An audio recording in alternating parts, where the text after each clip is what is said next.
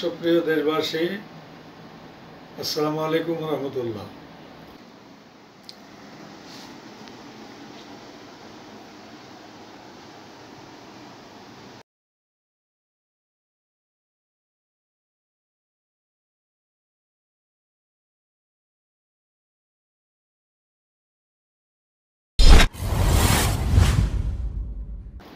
আপনারা জানেন 5ই আগস্ট বাংলাদেশ স্বাধীনতা লাভ করল।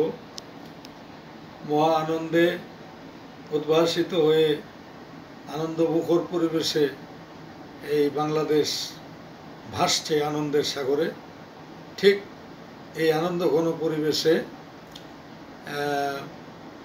ফেনী, নোয়াখালী, তারপরে কুমিল্লা, এই বিভিন্ন এলাকায় ফারাক্কা বাঁধের ভেঙে দেওয়ার কারণে, বাঁধ ছেড়ে দেওয়ার কারণে আজকে অসংখ্য মানুষ, লক্ষ লক্ষ মানুষ, নারী পুরুষ, আবাল বৃদ্ধ বনিতা, এমনকি পশু প্রাণী পর্যন্ত সেখান থেকে বাঁচতে পারতেছে না।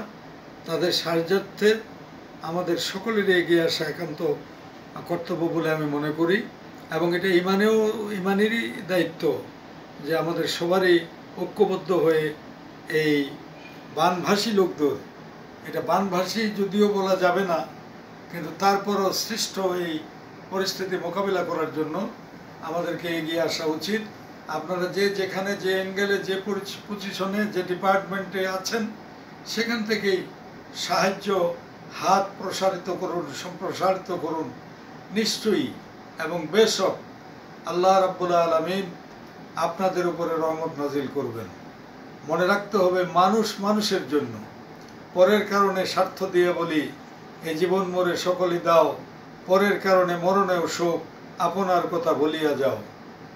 আসসালামু আলাইকুম ওয়া রাহমাতুল্লাহ।